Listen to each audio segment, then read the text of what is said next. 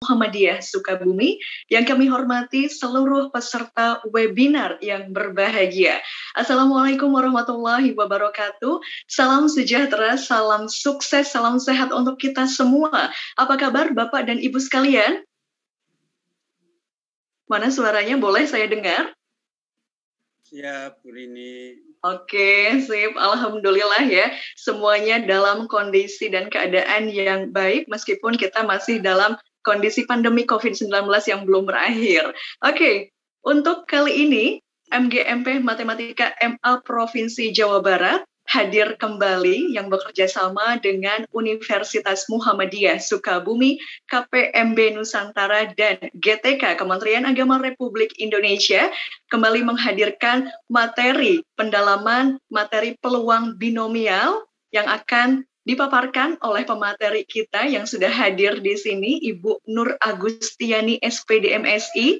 Halo, apa kabar Ibu? Selamat siang. Selamat siang Ibu, Alhamdulillah. Alhamdulillah ya. Baik, izinkan saya Rini Lusiani dari MA Ashfanuddin Kuningan selaku pemandu acara untuk membacakan susunan acara pada webinar kali ini. Diawali dengan pembukaan, dilanjutkan dengan acara inti, kemudian doa dan penutup.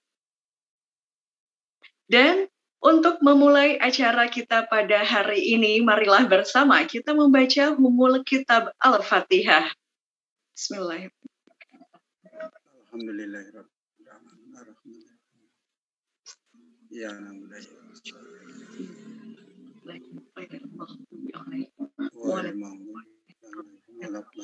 Amin. Baik, hadirin yang berbahagia, tentunya sudah tidak sabar lagi kita akan bersama-sama menyimak pemaparan mengenai pendalaman materi peluang binomial itu seperti apa sih? Tentunya akan dipandu oleh moderator kece kita, ada Ibu Neneng Arwini MPD. Selamat siang Ibu, sudah hadir? Sudah ya? Baik. Alhamdulillah. Alhamdulillah. Baik, kepada yang terhormat Ibu Neneng Arwini MPD dari MAN 1 Subang, kami silakan. Iya, terima kasih Bu Rini Lusiani. Bismillahirrahmanirrahim. Assalamualaikum warahmatullahi wabarakatuh. Yang terhormat Ketua MGMP Matematika Provinsi Jawa Barat, yang sama-sama kita hormati juga ini dari GTK Kemenak Republik Indonesia. Alhamdulillah, terima kasih Bapak dan Ibu atas kehadirannya. Yang juga sama-sama kita hormati, hadir pula Bapak dan Ibu sekalian di tengah-tengah kita dari KPMB Komunitas Pendidik Madrasah Berbagi. Terima kasih Bapak dan Ibu atas kehadirannya. Selanjutnya yang sama-sama kita hormati Ibu Nur Agustiani SPD MSI, narasumber kita, Bapak dan Ibu guru hebat se-Indonesia yang kami banggakan. Selamat datang kembali pada acara kegiatan pendalaman materi matematika seri keempat ya, yang saat ini materinya adalah distribusi peluang binomial. Nanti akan dipaparkan oleh Bu Nur Agustiani. Bapak dan Ibu sekalian yang saya hormati, mohon izin saya bacakan dahulu kurikulum vitae dari narasumber kita. Nama lengkap Ibu Nur Agustiani SPD MSI, betul ya Bu? Ibu Nur Agustiani lahir di Sukabumi tanggal 19 Agustus tahun 1991. Alamat emailnya nuragustiani@ummi.ac.id.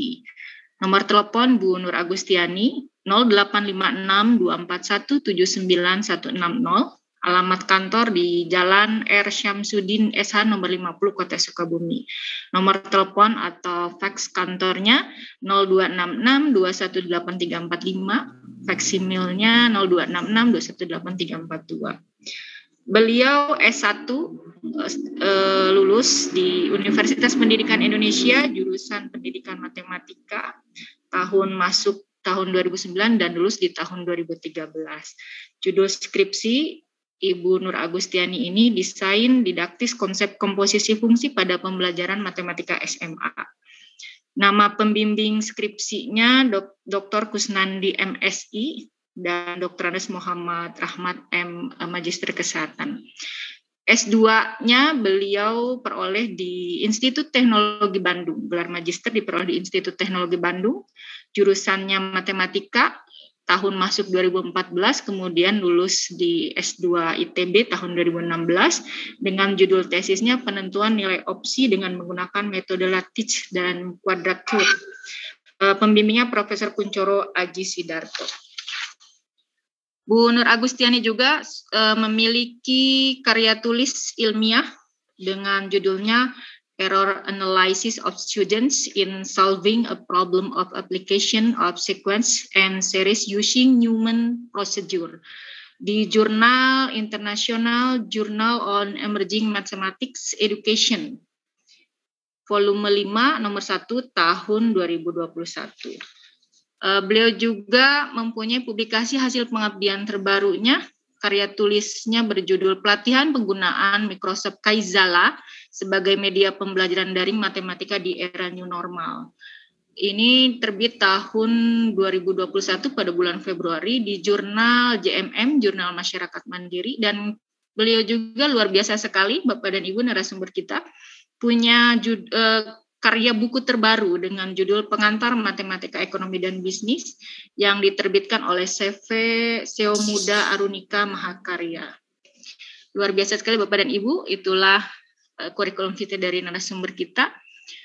Bapak dan Ibu, pendalaman materi kita pada kali ini tentang distribusi peluang binomial yang merupakan materi kalau di sekolah sekarang di kelas 12 ya, materi matematika peminatan semester genap. Bagaimana distribusi peluang binomial, nanti pendalaman materinya akan disampaikan oleh Ibu Nur Agustiani, narasumber kita. Kepada yang terhormat Ibu Nur Agustiani, SPD MSI, disilakan. Baik, terima kasih Ibu Neneng atas waktu yang telah diberikan. Bismillahirrahmanirrahim. Assalamualaikum warahmatullahi wabarakatuh. Yang saya hormati Bapak Karyono MPD selaku MGMP Provinsi Jawa Barat, yang saya hormati seluruh panitia pendalaman materi matematika, serta yang saya hormati seluruh peserta yang hadir di ruang virtual ini. Mudah-mudahan Bapak Ibu semuanya dalam keadaan sehat dan kita sama-sama siap untuk sama-sama sharing materi yang kali ini saya diamanahi untuk sharing mengenai distribusi peluang binomial. Izin untuk share screen ya Bapak Ibu.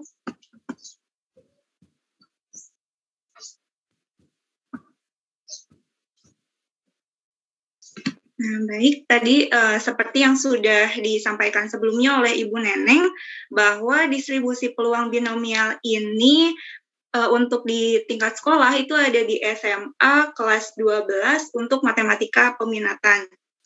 Nanti mungkin saya akan coba sharing runtutan mungkin Bapak Ibu, bagaimana apa yang harus disampaikan ketika akan menyampaikan distribusi peluang binomial. Dan saya yakin Bapak Ibu jauh lebih mumpuni, jauh lebih berpengalaman dibanding saya.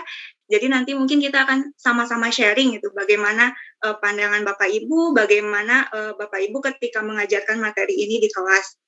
Dan mudah-mudahan apa yang saya sampaikan bisa bermanfaat. Baik, kita langsung saja.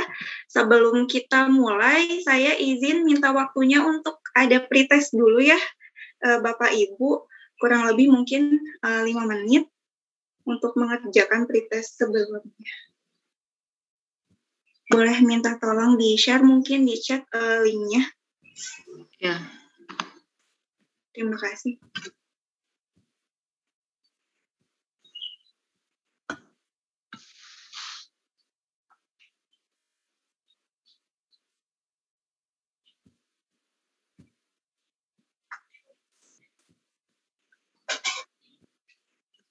Ya, silahkan diisi Bapak Ibu. Insya Allah saya yakin Bapak Ibu bisa mengerjakan tanpa dihitung. Jadi mungkin 5 menit atau bahkan mungkin kurang sudah bisa diselesaikan.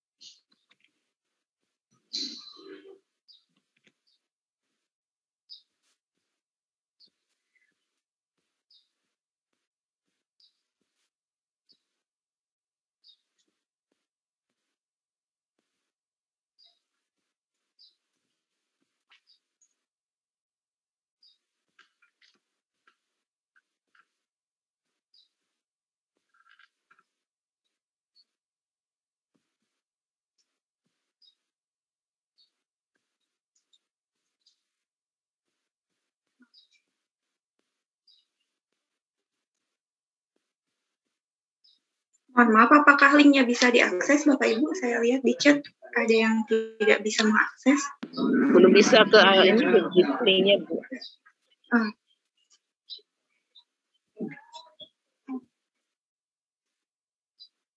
Oh, belum bisa ya? Iya, belum bisa, Bu, masuk linknya, Bu.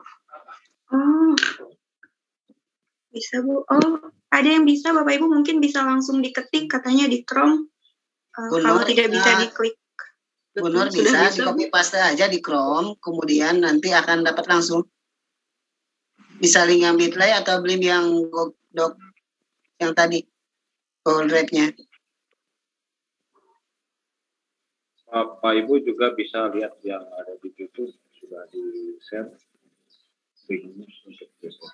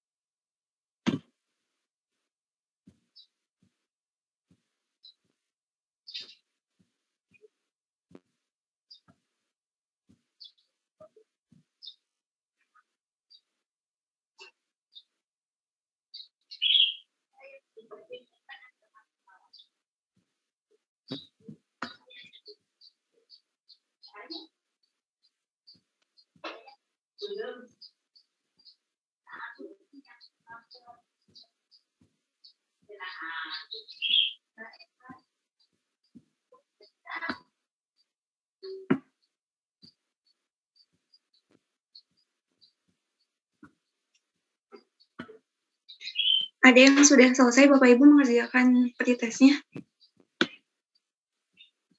Atau masih mengerjakan? Oh, tidak bisa ya? Diketik langsung di Chrome-nya bisa tidak Bapak Ibu dicoba? Sudah dicoba nggak bisa? Oh, saya klik dari sini masuk. Bisa kok masuk. Iya, Itu mungkin pengaruh dari huruf besar dan kecilnya mungkin ya. Nah iya betul, bisa jadi Bu. Dicocokkan ya Bapak Ibu mungkin tulisannya. Linknya saja Bu yang di chat langsung diklik, nanti otomatis masuk ke Chrome. Ada yang masih belum bisa masuk sepertinya Bapak.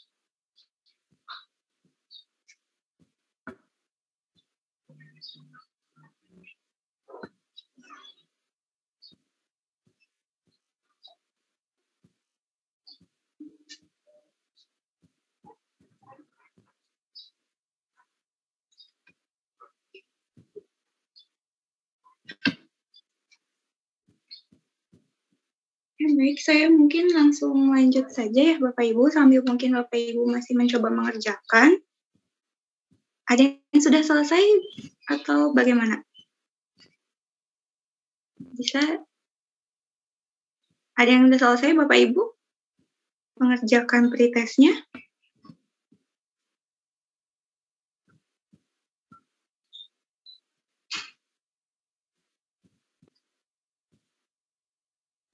Kalau malu untuk menjawab mungkin boleh diketik di room chat-nya sudah selesai atau belum. Oh, di sini banyak yang tidak bisa ya. Oke, sambil menunggu mungkin ya Bapak Ibu, saya lanjut saja dulu. Caranya chat. Kenapa Bu? Caranya gimana ini? Oh, di chat ada tidak Bu? Oh iya. Linknya. Nah, tinggal diklik linknya, langsung nanti masuk. Ya, makasih Bu. Oke. Oh, mana sih?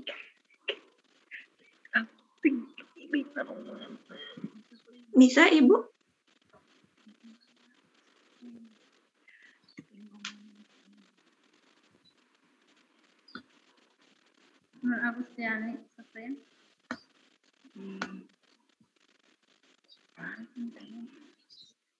Saya sambil lanjut saja mungkin ya Bapak Ibu, sambil menunggu Bapak Ibu mengisi pretestnya.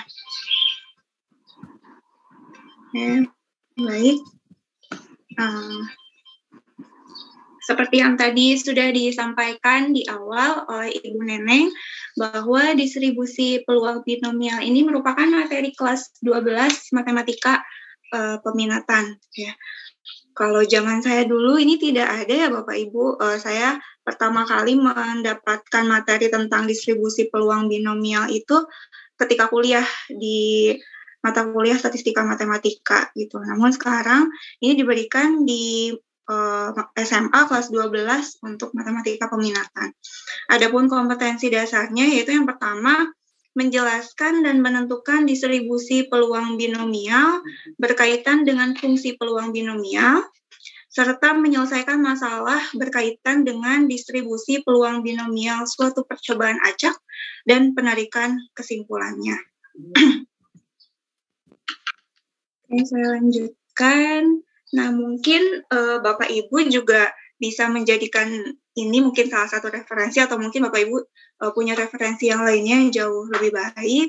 Sebelum kita masuk ke peluang binomial, mungkin kita bisa mengambil korelasi beberapa ayat Al-Quran yang ada yang berkorelasi dengan peluang binomial.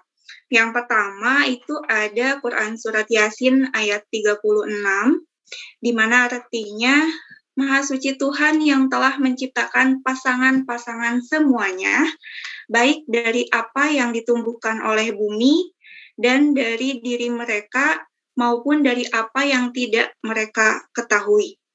Nah, di sini apa hubungannya atau apa kaitannya, apa korelasinya dengan peluang binomial? Di sini ada kata-kata pasangan-pasangan gitu ya Bapak Ibu. Kita ketahui bahwa dalam peluang binomial itu peristiwanya atau percobaannya atau kejadiannya gitu ya, kemungkinannya hanya ada dua.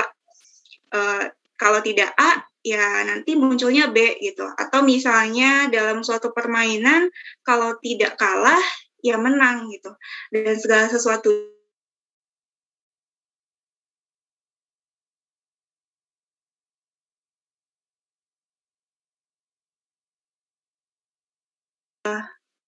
nah, begitupun di ayat ini, di mana Allah sudah menciptakan segala sesuatunya itu berpasang-pasangan. Atau adapun di ayat yang lain, di Quran Surat Al-Qasas ayat 73, di mana artinya, dan karena rahmatnya dia jadikan untukmu malam dan siang, supaya kamu beristirahat pada malam itu, dan supaya kamu mencari sebagian dari karunia-Nya pada siang hari agar kamu bersyukur kepadanya. Jadi kalau di ayat ini yang berkorelasinya yaitu ada malam, ada siang, gitu ya. Sama seperti di peluang binomial di mana kejadiannya atau peristiwanya nanti hanya ada dua munculnya, dua kemungkinan. Atau juga bisa dilihat dari siang istirahat, siang untuk bekerja gitu ya, pagi beristirahat gitu. Dan ternyata Allah menciptakan segala sesuatunya berpasang-pasangan itu agar kita semakin bersyukur kepadanya. Jadi mudah-mudahan gitu ya Bapak Ibu, ketika pada pembelajaran diawali dengan pemberian ayat Al-Quran yang berkolerasi, ataupun mungkin Bapak Ibu bisa memberikan persepsi lainnya, misalnya cerita-cerita yang mungkin bisa kita ambil hikmahnya gitu ya, sehingga dalam pembelajaran matematika ini siswa tidak hanya mendapatkan nilai angka saja gitu ya, tapi juga nilai kehidupan yang mungkin bisa bermanfaat bagi dirinya di dunia serta di akhirat kelak, insya Allah, mudah-mudahan. Jadi mungkin bisa dijadikan referensi ya Bapak Ibu ketika mengawali pembelajaran, mungkin bisa dengan ada cerita bermanfaat, atau mungkin dikaitkan dengan ayat Al-Quran, atau mungkin Bapak Ibu yang lainnya punya referensi yang lainnya. Baik, selanjutnya adapun peta konsepnya kurang lebih mungkin seperti ini. Nah, di sini ada James Bernoulli. Siapa beliau? Beliau itu sebetulnya adalah penemu atau orang pertama yang mengemukakan tentang distribusi peluang binomial. Jadi awalnya itu adanya distribusi peluang Bernoulli, gitu, diberi nama Bernoulli sesuai dengan nama beliau sebagai penghormatan, gitu ya. Itu yang pertamanya ada distribusi peluang Bernoulli, di mana dalam suatu peristiwa kejadian, gitu ya, itu hanya ada dua kemungkinan, dan itu yang mengungkapkannya adalah James Bernoulli. Kemudian kenapa bisa menjadi distribusi binomial, gitu? Nah, dari distribusi Bernoulli, itu peristiwanya atau kejadiannya itu yang diperhatikan dia hanya satu kali percobaan gitu. Sedangkan di distribusi binomial itu dilakukan sebanyak n kali. Dan setiap satu percobaannya itu memiliki dua kemungkinan tadi. Gitu. Jadi dari distribusi Bernoulli kemudian diperluaslah menjadi distribusi binomial. Lalu kemudian sebetulnya distribusi binomial maupun distribusi Bernoulli itu merupakan distribusi khusus diskrit. Jadi di distribusi diskrit itu beberapa ada yang khusus yang bentuknya dan diberi penamaan. Salah satunya ada distribusi peluang binomial. Ada juga ini kan distribusi peluang Bernoulli. Ada juga mungkin jika Bapak Ibu masih ingat ada distribusi peluang Poisson gitu. Ada juga hipergeometrik, geometrik dan seterusnya. Namun di sini yang akan kita bahas mengenai distribusi peluang binomial. Nah, distribusi khusus ini ya awalnya tentu saja kita harus mengetahui dulu apa itu distribusi peluang gitu ya. Dan sebelum kita tahu distribusi peluang, lebih baik lagi juga kita mempelajari dulu mengenai peubah acak. Dan sebetulnya sebelum masuk juga ke distribusi peluang, itu lebih baik lagi mempelajari ekspektasi peubah acak, Bapak Ibu. Namun mungkin untuk di sekolah tidak terlalu diberikan mungkin ya, atau nanti mungkin Bapak Ibu bisa sharing di sekolah apakah ada tentang ekspektasinya juga atau tidak gitu ya. Terus kemudian untuk materi prasyarat apa saja sih yang harus dimiliki ketika akan mempelajari distribusi peluang binomial? Yang pertama itu ada materi himpunan. Materi himpunan ini saya yakin sudah dikuasai oleh siswa karena ini sudah diberikan di SMP. Jadi ketika di SMA akan mempelajari distribusi peluang, karena mungkin himpunannya sudah gitu ya, jadi insya Allah bisa lanjut. Tapi mungkin alangkah lebih baiknya Bapak Ibu juga bisa mereview sedikit gitu ya tentang himpunan, terutama di bagian irisan dan gabungan gitu, karena itu pun dipakai di peluang biasa kan ya. Terus kemudian selanjutnya ada materi teknik membilang, dan selanjutnya ada tentunya tentang peluang gitu. Nah, kalau di sekolah, kalau saya tidak salah, teknik membilang dan penghitungan peluang itu ada di matematika wajib kelas 12. Gitu. Jadi, alangkah baiknya ketika Bapak Ibu akan memberikan materi tentang distribusi peluang binomial, di matematika wajibnya sudah diberikan dulu teknik membilang dan penghitungan peluang, atau beriringan gitu ya. Sehingga tidak perlu mengulang dulu gitu di peluang binomialnya. Oke, saya lanjutkan. Nah, ini untuk yang teknik membilangnya, mungkin Bapak Ibu juga bisa mereview dulu sedikit. Kita juga akan sama-sama review dulu sedikit tentang teknik membilangnya. Yang pertama ada aturan perkalian, sebenarnya ada aturan penjumlahan juga mungkin ya, tapi yang kita tekankan di aturan perkalian, N1 kali N2 dan seterusnya gitu. Biasanya ilustrasinya dalam pemilihan pakaian ya Bapak Ibu, biasanya misalnya kita punya kemeja gitu atau atasan itu sebanyak 3 gitu. Kemudian kita punya celana 2, sepatu juga 2 gitu ya. Berapa banyak sih style yang bisa kita rubah setiap harinya gitu ya agar terlihat terus berganti. Ini kan tinggal dikalikan hasilnya 12 gitu mungkin. Terus juga kita juga mereview juga tentang permutasi. Ada permutasi tanpa pengulangan, di mana dari N unsur itu permutasi K unsur sama dengan N faktorial per N min K faktorial. Kemudian juga ada yang dengan pengulangan, N faktorial per N1 faktorial kali N2 faktorial dan seterusnya sampai NK faktorial. Sebetulnya ada satu lagi ya, permutasi melingkar, namun untuk di distribusi peluang binomial sepertinya jarang digunakan gitu. Tapi kalaupun Bapak Ibu mau mereview lagi gitu, itu juga amat-sangat baik. Nah, ini ilustrasinya. Biasanya kalau di permutasi itu karena dia diperhatikan, salah satu contoh yang paling sering itu adalah pemilihan ketua, sekretaris, bendahara gitu ya Bapak Ibu. Nah, ini mungkin bisa diingatkan dulu di awal kepada siswanya. Terus kemudian yang terakhir yang harus sangat diingatkan kembali yaitu mengenai kombinasi. N kombinasi K atau bisa ditulis seperti ini itu sama dengan N faktorial per K faktorial dikali N min K faktorial. Nah, ini kenapa perlu sekali untuk diingatkan? Karena nanti fungsi peluang binomial itu mengandung bentuk kombinasi. Gitu. Jadi di awal perlu diingatkan kembali, ditekankan kembali mengenai kombinasi.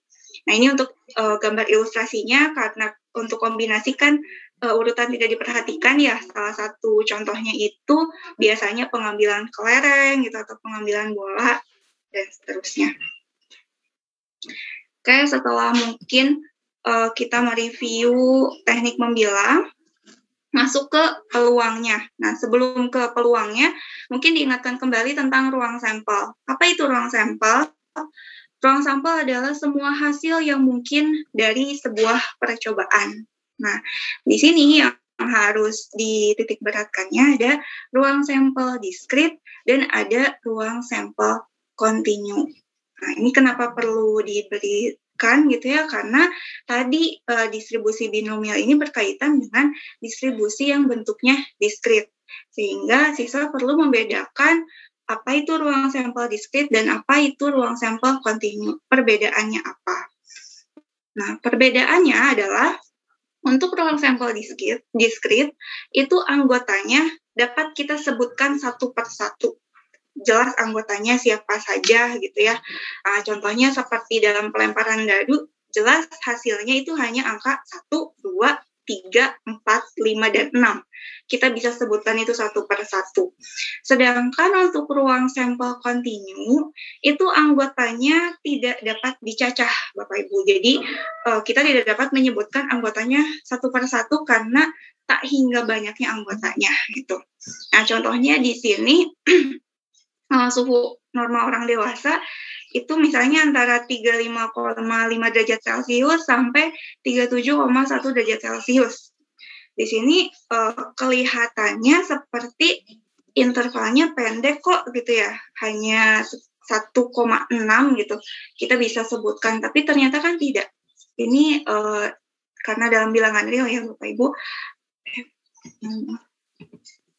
Karena kita tahu dalam bilangan real itu kan dari 0 sampai 1 saja, itu anggotanya tak hingga banyaknya gitu ya. Terlihat hanya dari 0 sampai 1, tapi kan anggotanya banyak gitu. Ada 0, 0,5, 0,1 gitu, dan seterusnya sampai 1 gitu. Jadi karena saking banyaknya dan biasanya bentuknya dalam bentuk interval, itu dinamakan ruang sampel kontinu. Namun kita akan lebih memperhatikan yang diskrit gitu ya, karena ini bahasan kita. Selanjutnya juga ini mungkin poin-poin penting yang perlu diingatkan kembali mengenai peluang kepada siswanya gitu ya.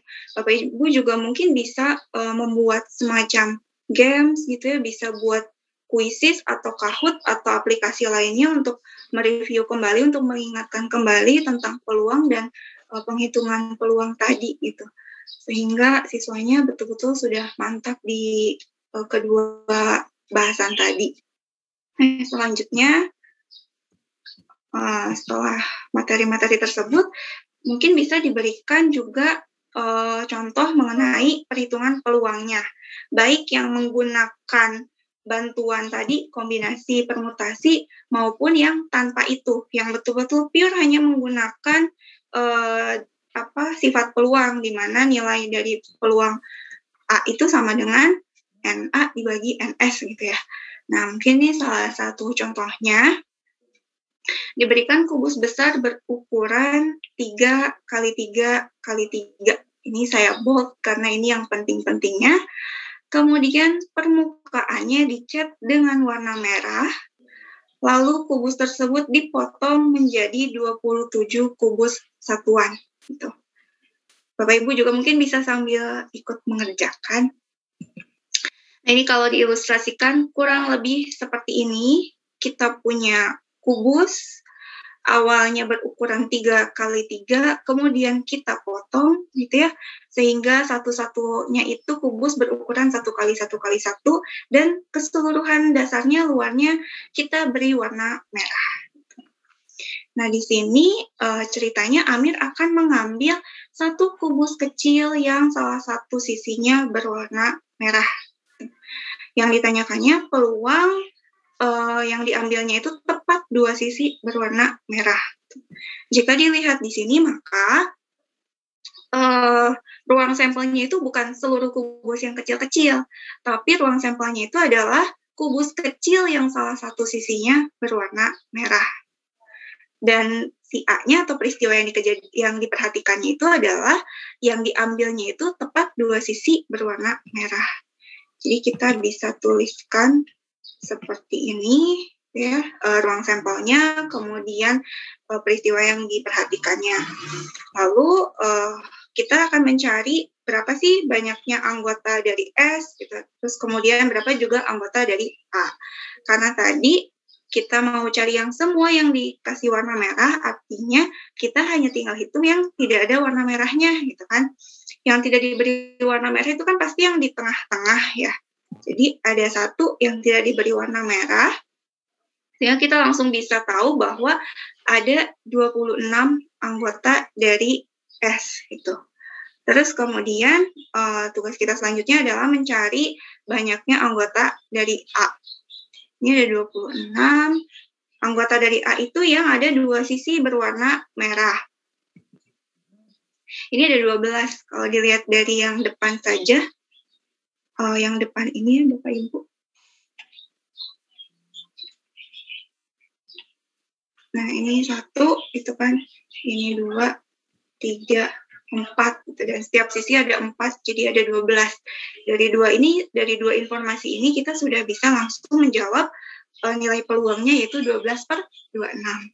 Atau mungkin bisa dimodif gitu ya pertanyaannya, yang ditanyakannya peluang yang 3 sisinya berwarna merah itu ada 8. Atau mungkin yang salah satu sisinya berwarna merah itu ada 6. Tapi kalau yang tadi fokus untuk soal ini, jawabannya adalah 12/26 atau 6/13. Selanjutnya, kalau yang tadi diberikan contoh peluang tanpa memanfaatkan teknik membilang, selanjutnya kita memberikan contoh peluang yang memanfaatkan teknik membilang. Oke, ini salah satu contoh yang sederhana. Seorang siswa mengerjakan 7 soal dari 10 soal ujian. Ya. Berarti ruang sampelnya di sini memilih 7 dari 10 soal. Kemudian peluangnya mengerjakan 3 soal pertama, artinya itu peristiwa yang diperhatikannya. Dari sini kita peroleh bahwa total seluruh anggota dari S-nya itu adalah 10 kombinasi 7 atau 120, karena kita mengambil 7 soal dari 10 soal yang ada. Kemudian anggota A-nya, karena tinggal memilih 4 soal lagi dari 7 soal yang tersisa, maka NA sama dengan 7 kombinasi 4 atau sama dengan 35. Sehingga kita peroleh nilai peluangnya adalah 7/24. Nah, mungkin Bapak Ibu juga bisa memberikan contoh peluang yang lainnya yang lebih complicated lagi dibanding yang tadi. Ini mungkin salah satu contohnya. Saya akan lewat saja. Nah, setelah tadi di awal kita mereview dulu gitu ya, apa itu teknik membilang, ada apa saja, kemudian di peluang, rumus-rumus yang pentingnya apa saja, penggunaannya, bagaimana ketika menghitung di peluangnya gitu ya, terus memanfaatkan kombinasi permutasi dalam peluang seperti apa, barulah kita masuk ke peubah acak. Apa itu peubah acak? Nah, Bapak Ibu mungkin ada yang ingat atau mau sharing apa itu peubah acak? Peubah acak itu, nah misalnya si X ini peubah acak ya. Kita bisa mengatakan X itu adalah peubah acak jika apa? Jika terdapat suatu fungsi atau pemetaan dari ruang sampel ke nilai numerik dari ruang sampel, dari anggota ruang sampel gitu. Jadi ketika kita mau memastikan suatu itu peubah acak atau bukan, kita pastikan dia ini merupakan fungsi atau bukan. Nah, peubah acak sama seperti dengan ruang sampel gitu ya, karena di sini dipengaruhi oleh ruang sampel, maka peubah acak juga nanti ada 2.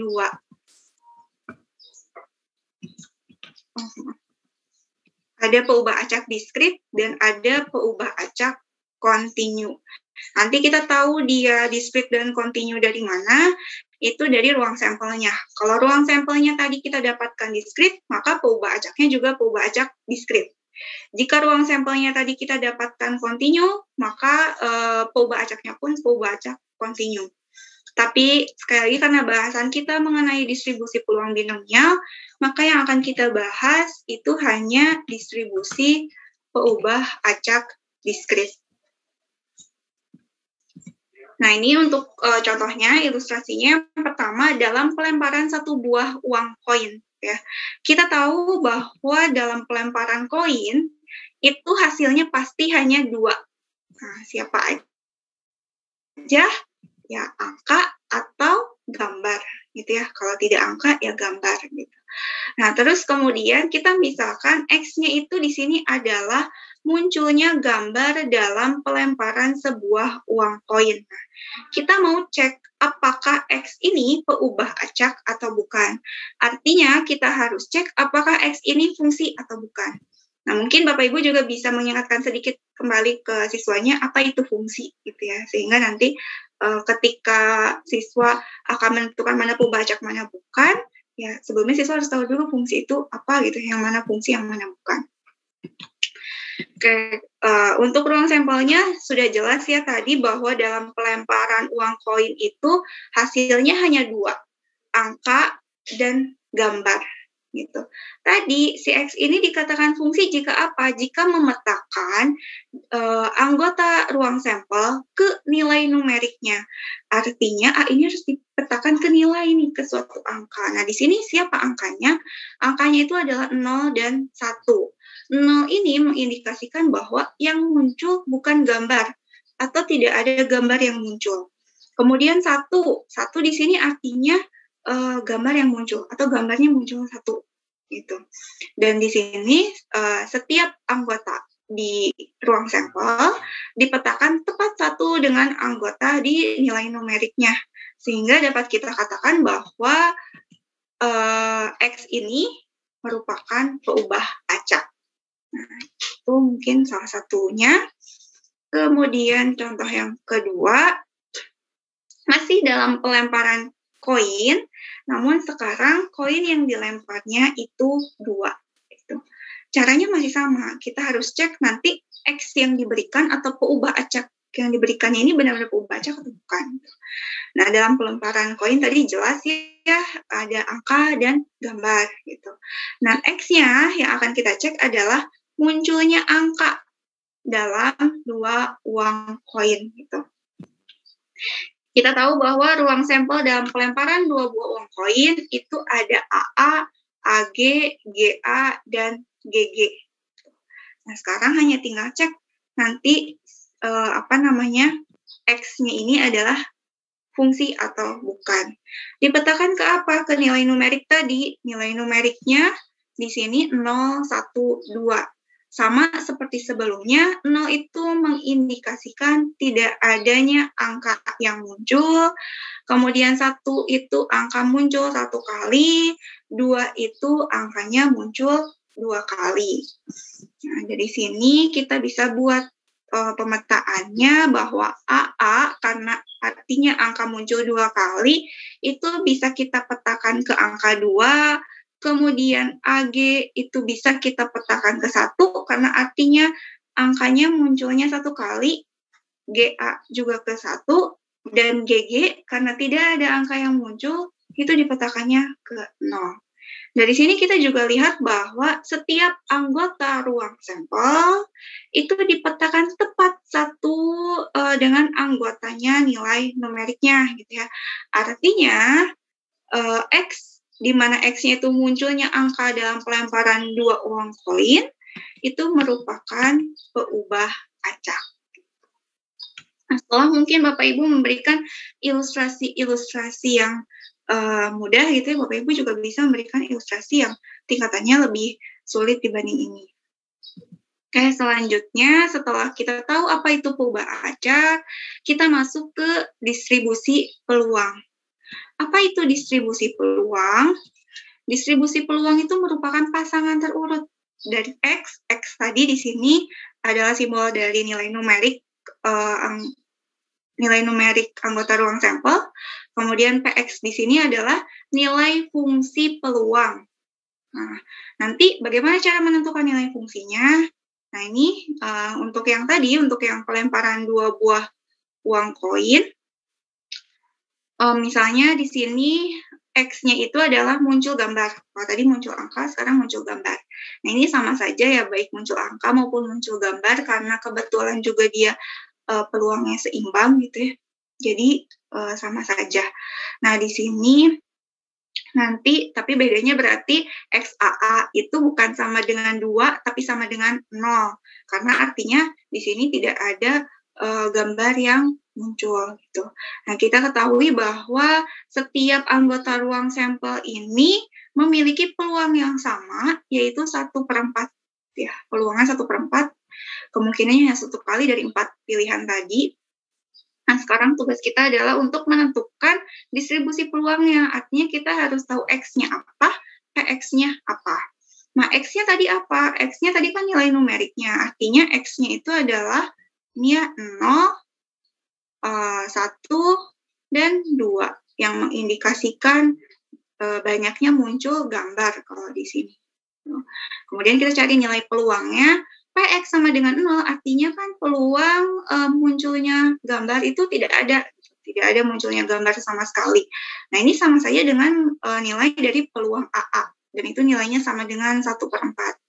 Kemudian untuk P1, itu artinya munculnya gambar 1 kali. Nah, itu sama saja dengan peluang munculnya AG atau peluang munculnya GA. Ini sama dengan 2/4. Yang X sama dengan 2, itu artinya gambarnya muncul 2 kali, itu sama saja dengan peluang GG, itu hasilnya 1/4. Sehingga pasangan terurutnya bisa kita tuliskan, untuk X sama dengan 0 itu pasangannya 1/4, X sama dengan 1, 2/4, dan X sama dengan 2 adalah 1/4. Bisa dibuat seperti ini, bisa dibuat seperti ini. Nah, ini kenapa saya tidak memperkecil yang untuk X sama dengan 1, karena untuk jumlah dari peluang ini, distribusi peluang ini harus sama dengan 1. Jadi untuk memastikan apakah yang kita hitung sudah betul gitu ya, ini bisa kita tanpa perkecil dulu gitu, dijumlahkan gitu kan lebih mudah. Kalau sudah sama dengan 1, berarti yang kita hitung sudah benar.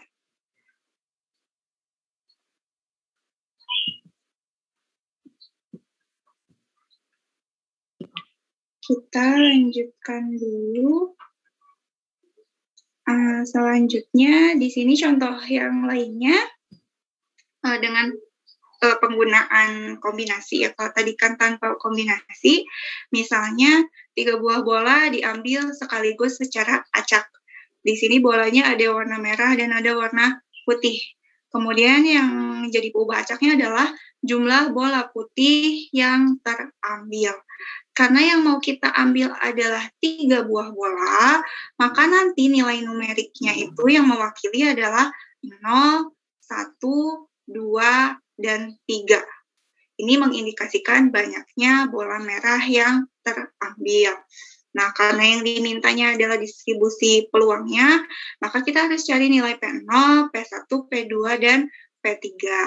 P0 itu kan tadi artinya tidak ada bola putih yang terambil. Kalau tidak ada bola putih yang terambil, berarti 3-3-nya adalah bola merah. Jadi itu sama saja dengan dari 4 kita ambil 0, 4 kombinasi 0, dikalikan dengan 6 kombinasi 3. Kemudian dibagi dengan total anggota ruang sampelnya, dari 10 bola kita ambil 3. Hasilnya 20/120. Begitupun untuk yang X sama dengan 1, X sama dengan 2, dan X sama dengan 3. Nah, sama seperti tadi, untuk memastikan apakah hitungan kita betul atau salah, ini tinggal dijumlahkan. Tuh, karena atasnya sama ya, 120, gitu ya, atas 120, maka hitungan kita sudah benar. Karena salah satu sifatnya adalah sigmanya itu harus sama dengan 1. Nah, ini contoh penghitungan peluangnya gitu ya, tanpa ada distribusi peluang, tanpa meminta distribusinya. Misalnya tentukan peluang terambilnya minimal 2 bola putih. Berarti di sini X-nya kurang dari sama dengan 2 karena minimal 2. Maka yang dihitung adalah peluang tidak terambil, peluang terambilnya 1, atau peluang terambilnya 2. Karena tadi kita tahu jumlahnya sama dengan 1, maka peluang X kurang dari sama dengan 2 bisa juga kita tuliskan 1 dikurangi peluang 3 ya. Ini hasilnya pun akan sama 116/120. Oke, saya lanjutkan. Selanjutnya baru mungkin setelah kita tadi memberikan pengertian tentang distribusi peluang, memberikan pemahaman, memberikan beberapa contoh, dan siswa juga sudah bisa mengerjakan, kita lanjut ke peluang binomialnya. Ini beberapa ilustrasi mengenai peluang binomial seperti yang sudah tadi juga kita kerjakan. Yang pertama ada dalam pelemparan logam, dalam pelemparan uang koin. Itu kemungkinannya hanya ada 2, yaitu munculnya gambar atau munculnya angka. Atau mungkin biasanya pertanyaannya dalam kelahiran, gitu ya. Dalam kelahiran kemungkinannya hanya 2, yaitu lahirnya anak perempuan atau anak laki-laki. Atau juga dalam suatu permainan. Dalam suatu permainan itu ada 2 kemungkinan. Ada yang menang atau ada yang kalah, gitu ya. Atau juga ini bisa yang lainnya, bisa senang, gitu ya, bisa sedih, gitu. Atau dalam pelemparan bola basket misalnya. Dalam pelemparan bola basket, kering itu kan bisa masuk ring atau gagal gitu. Atau mungkin dalam permainan sepak bola gitu, bisa gol atau tidak. Mungkin Bapak Ibu bisa memberikan ilustrasi yang jauh lebih banyak, jauh lebih kreatif, atau bahkan mungkin bisa mengajak siswa-siswanya untuk mencari di sekitarnya yang berhubungan dengan peluang binomial. Selanjutnya, distribusi peluang binomial. Nah, ini notasinya ya. Suatu peubah acak X dikatakan berdistribusi binomial. Itu dibacanya itu X berdistribusi binomial. Ini X di sini jumlah yang diperhatikannya. N-nya itu banyak total semua percobaannya, P itu peluang dari yang diperhatikannya. Seperti yang kita ketahui tadi dan sudah disinggung dari awal, bahwa percobaan dalam binomial itu nanti hasilnya hanya ada 2. Yang pertama itu misalnya berhasil, ya berarti kebalikannya gagal gitu. Nah, jika berhasil kita misalkan nilai peluangnya sama dengan P, maka nanti nilai peluang gagal itu sebesar 1 dikurangi P, atau biasanya dimisalkan Q, atau hanya 1 min P juga boleh. Nah, kemudian karena di binomial itu percobaannya lebih dari 1 kali gitu ya, misalkan saja sampai N kali, maka nanti kita akan punya beberapa daftar keberhasilan dan beberapa kegagalan gitu ya. Ada berhasil, dan gagal. Misalkan berhasil itu sebanyak X. Maka nanti gagal yang kita punya itu sebanyak N dikurangi X kali. Jadi ini totalnya seluruhnya ada N kali. Nah, maka untuk nilai peluangnya seperti apa? Karena tadi peluangnya itu adalah P, maka ini kan sama saja dengan P kali P kali P kali P gitu ya. Kemudian nanti dan seterusnya dikalikan 1 min P, 1 min P, 1 min P. Kita bisa tuliskan seperti ini, namun posisinya kan tidak selalu berhasil, kemudian di ujungnya gagal. Bisa juga berhasil, gagal.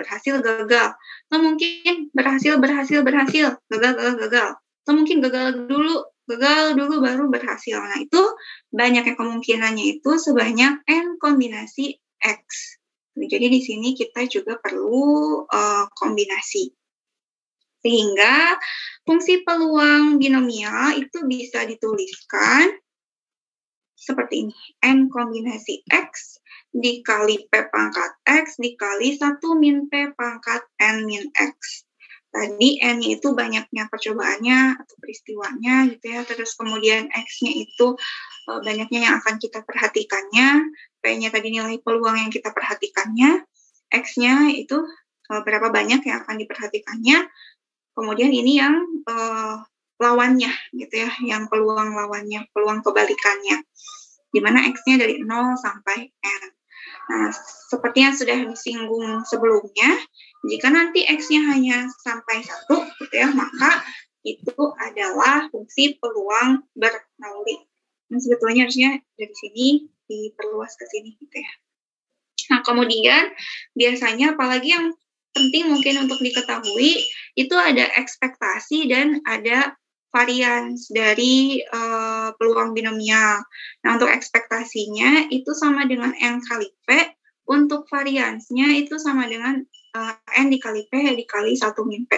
Nah, ini sebetulnya bisa dibuktikan Bapak Ibu, namun mungkin untuk ke siswa, saya tidak tahu apakah perlu pembuktiannya atau tidak. Gitu. Karena yang paling penting adalah penggunaan mungkin di fungsi peluang binomialnya. Oke, selanjutnya. Untuk contohnya, sebetulnya tadi ilustrasi yang di awal mengenai pelemparan uang koin, itu kan adalah contoh peluang binomial. Dan ternyata contoh itu bisa kita kerjakan tanpa menggunakan fungsi peluang binomial. Jadi kan tadi kita mengerjakan tanpa fungsi peluang binomial. Nah, kita lihat bagaimana jika kita menerapkan fungsi peluang binomial, apakah sama gitu ya. Jadi kan di sini akan kita cari dalam pelemparan 2 buah koin, di mana muncul gambar, itu maka yang perlu kita cari adalah P0, P1, dan P2. P0 tadi ya indikasinya berarti tidak ada gambar yang muncul, 1 itu berarti gambarnya salah satu, kemudian 2 itu berarti dua-duanya gambar. Nah, kita tahu bahwa dalam pelemparan logam itu kan peluangnya seimbang, setengah-setengah gitu ya. Jadi kalau muncul gambar setengah, ya munculnya angka juga setengah, 1/2. Jadi nanti misalnya di sini untuk yang P0, itu sama dengan 2 kombinasi 0 sesuai dengan fungsi peluang dikali dengan peluang yang diperhatikannya. Di sini peluang yang diperhatikannya adalah peluang munculnya gambar, yaitu setengah, pangkat 0 karena gambarnya tidak muncul, kemudian dikalikan dengan 1 dikurangi peluang yang gambar, atau ini adalah peluang dari munculnya angka. Ini pangkat 2 dikurangi 0, atau sisanya ya karena totalnya 2, berarti di sini harus 2. Ini hasilnya 1/4. Begitu pula yang P1, itu hasilnya 1/2, yang P2 itu hasilnya 1/4. Dari sini kita mendapatkan hasil yang sama. Jadi ternyata tanpa menggunakan rumus fungsi peluang binomial pun kita sudah dapat mengerjakannya. Jadi sebetulnya mungkin dari SMP mungkin ya siswa itu sudah mendapatkan ini gitu, namun belum sampai ke bentuk fungsinya. Oke, selanjutnya tadi ini ada penerapan untuk ekspektasi dan varians. Nah, untuk perhitungan variansnya, Bapak Ibu boleh menggunakan rumus asli dari varians, ekspektasi. Ekspektasi X itu kan sama dengan sigma X dikali PX, ya. X-nya tadi yang nilai numeriknya, PX-nya itu nilai peluangnya, atau bisa langsung pakai rumus khusus untuk yang di binomial, yaitu N dikali P dan hasilnya sama. Variansnya pun boleh menggunakan rumus variannya, yaitu ekspektasi dari X min mu kuadrat, atau bisa langsung menggunakan rumus varians untuk distribusi binomial. Nanti hasilnya pun akan sama-sama setengah. Selanjutnya, setelah tadi mungkin kita mengaitkan ya dari contoh yang pertama, ternyata itu adalah contoh dari distribusi peluang binomial. Barulah kita tingkatkan lagi gitu ya, contoh yang lebih, yang lainnya tentang distribusi peluang binomial. Nah, di sini misalnya dalam kelahiran anak gitu ya, misalnya suatu keluarga berencana memiliki 6 anak. Gitu. Nah, di sini tentukan distribusi peluang keluarga tersebut memiliki anak perempuan. Maka dari sini kita ketahui bahwa ruang sampelnya adalah kemungkinan jenis kelamin anak, gitu ya. Nanti dari 6 itu mungkin kan bisa anaknya perempuan semua, atau laki-laki 1 yang 4-nya perempuan, gitu ya. Atau 5-nya laki-laki, perempuannya 1, atau mungkin nanti yang terakhir laki-laki semua. Nah, ini banyaknya kemungkinannya itu ada sebanyak 64. Kemudian perubahan acaknya apa di sini? Karena yang diinginkannya itu adalah kelahiran anak perempuan, peluang kelahiran anak perempuan, maka perubahan acaknya adalah lahirnya anak perempuan. Sehingga nanti nilai numeriknya 0 sampai 6 ini mengindikasikan banyaknya anak perempuan dari ke-6 anak tersebut gitu. Nah, karena tadi ya total keseluruhannya 64 kemungkinan, maka setiap anggota dari ruang sampel itu memiliki peluang yang sama, yaitu 1/64 gitu. Sehingga distribusi peluangnya ini bisa kita cari. Contohnya saja misalnya yang X sama dengan 0, artinya tidak ada perempuan yang lahir atau semuanya laki-laki. Dari ke-64 ini, kemungkinan lahir laki-laki semua itu hanya 1 kemungkinannya. Sehingga nilai P0 itu sama dengan 1/64. Atau mungkin misalnya yang ini, 5, ya. Artinya perempuannya 5, laki-lakinya 1. Gitu. Nah, kita bisa mendaftarkan kemungkinan-kemungkinan anaknya nanti, misalnya anak ke-1 sampai ke-4 perempuan, 1 sampai 5 perempuan, anak terakhir itu laki-laki, atau misalnya anak laki-lakinya yang ke-5, dan seterusnya. Ini ada 6 kemungkinannya, makanya kita dapat 6/64. Ini masih 6, tapi kan kalau lebih dari 6, itu banyak gitu ya Bapak Ibu. Jadi mungkin bisa menggunakan aturan permutasi yang berulang. Di sini kita punya 6 gitu ya totalnya, kemudian perempuannya ada 5, yang samanya jadinya 6 faktorial dibagi 5 faktorial, sehingga kita dapatkan 5. Dan ini juga kan sama saja dengan kombinasi 6 C5 gitu ya. Kemudian selain juga menggunakan itu, nah kita bisa langsung menggunakan fungsi peluangnya. Tuh. P5 itu berarti 6 kombinasi 5 dikali dengan peluang yang diperhatikannya di sini kan pembacaknya adalah lahirnya perempuan. Nah, peluang lahirnya perempuan itu setengah. Kemudian ini pangkat 5, karena ini 5 gitu ya, yang kita lihat anak perempuannya 5. Kemudian dikali setengah di sini untuk laki-laki.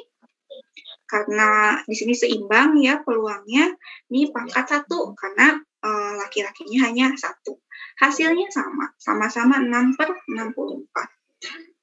Kemudian ini contoh jika yang diminta bukan distribusi peluangnya, gitu ya, bukan dihitung satu-satunya, tapi langsung misalnya yang dimintanya itu adalah peluang lahirnya minimal 2 anak perempuan dari 6 anak.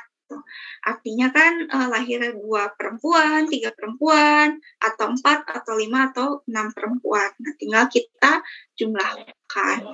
Nah, karena tadi kita ketahui bahwa jumlahnya itu ini harus sama dengan 1, maka ini sama saja dengan 1 dikurangi peluang 0 ditambah peluang 1. Gitu ya. Dan hasilnya pasti akan sama.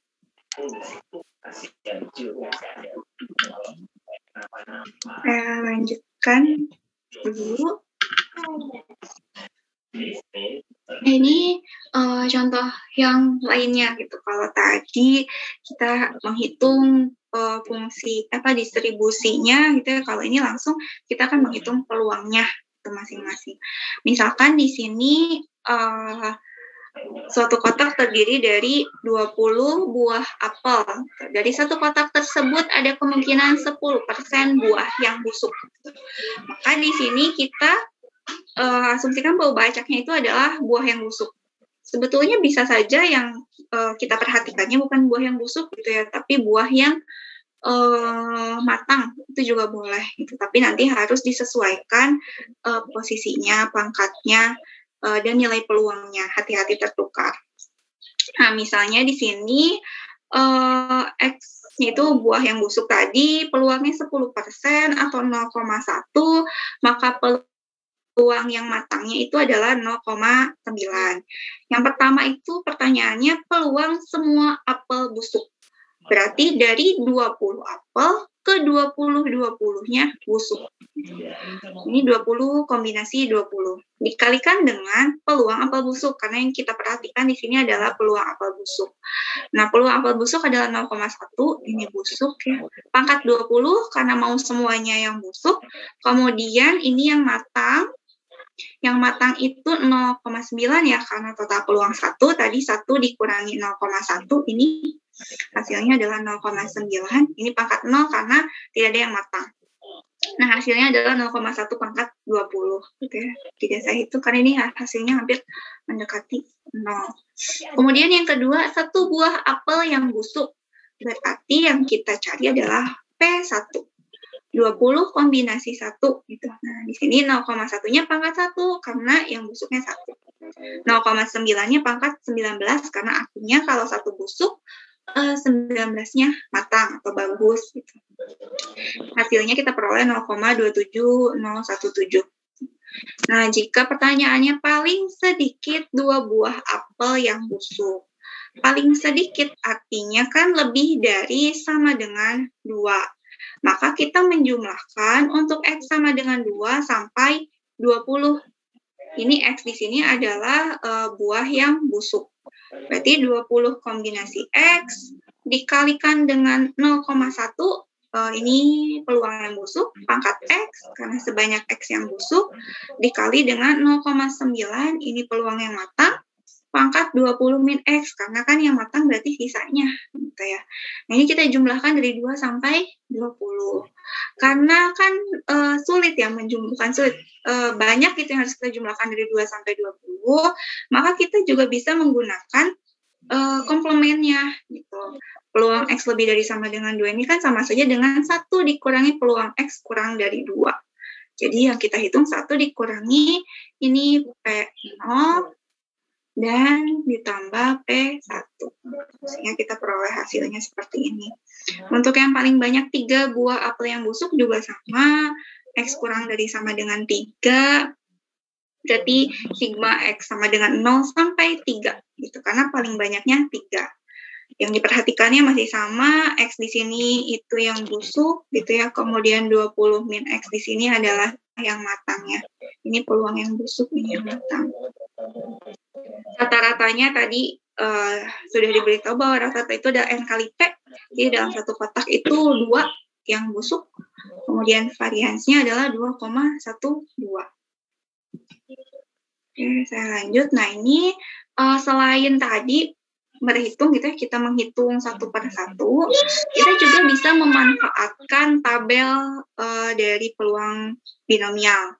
Misalnya di sini kan satu buah apel yang busuk, peluang X sama dengan 1. X-nya sama dengan 1, N-nya berapa? Total semuanya 20. Berarti di sini yang kita lihat yang N sama dengan 20. X-nya yang kita lihat adalah X sama dengan 1 gitu. Kemudian peluangnya berapa? Yang mau kita lihat kan yang peluang yang busuk. Yang busuk itu 0,1. Berarti kita ambil yang peluang yang 0,1.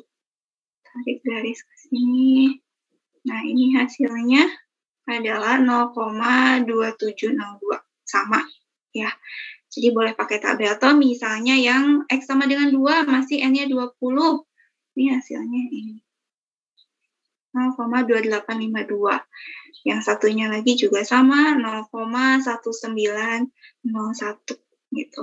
Namun kelemahannya itu tidak semua N tercover di tabel kalau tidak salah. Peluang pun tidak semua nilai peluang tercover di tabel. Jadi lebih baik kita menggunakan perhitungan biasa. Ini contoh selanjutnya. Tadi bedanya dengan yang sebelumnya apa? Kalau di sini nanti kita bisa merubah, misalnya yang mau diperhatikannya itu tidak yang tidak lulus, tapi yang lulusnya.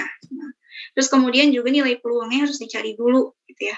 Misalnya dari 1000 siswa, itu 100 siswanya tidak lulus SNMPTN. Artinya peluang tidak lulus itu 0,59. Ini yang tidak lulus gitu ya. Peluang lulusnya adalah 0,85. Nah, sekarang yang A, peluang 20 siswa tidak lulus. Karena kita mau tetap tidak lulus yang diperhatikan, berarti masih X sama dengan 20. Ini 100 kombinasi 20. Di sininya karena yang tidak lulus itu peluangnya 0,15, maka 0,15 pangkat 20. Sebanyak siswa yang tidak lulus dikalikan dengan peluang siswa yang lulusnya 0,85, sisanya berarti 80. Jadi pangkat 80. Nah, beda dengan yang B, misalnya di sini pertanyaannya siswa lulus, 90 siswa lulus. Lalu kita tetap ingin yang diperhatikannya tidak lulus misalnya. Artinya kita harus ganti. Kalau 90 siswa lulus, kan berarti tidak lulusnya sebanyak 10 orang. Jadi peluang X sama dengan 10. 100 kombinasi 10 dikali 0,15 pangkat 10, karena di sini masih yang tidak lulus yang diperhatikan. Kemudian yang lulusnya berarti sisanya 0,85 pangkat 90. Sebetulnya kalaupun ini 90 akan sama saja ya, karena 100 kombinasi 10 itu sama saja dengan 100 kombinasi 90. Nah, tapi harus hati-hati ketika bentuknya sigma. Ini harus hati-hati, awas tertukar. Misalnya di C di sini antara 10 sampai 80 siswa lulus. Ya, antara 10 berarti lebih dari 10. Itu dari 11 berarti sampai 79 itu siswanya lulus gitu ya. Di sini yang kita perhatikan lulusnya.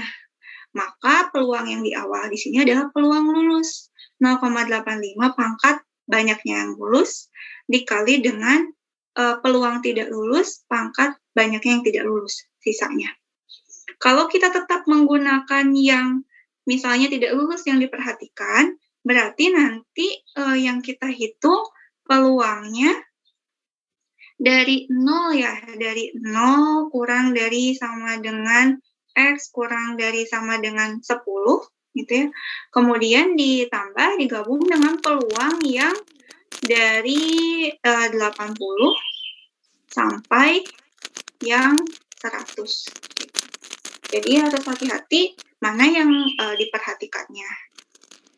Begitupun nanti yang D sama, yang E ini rata-ratanya siswa tidak lulus, tinggal dikalikan saja, N dikali P. Kalau rata-rata siswa yang lulus, berarti tinggal 100 dikali 0,85.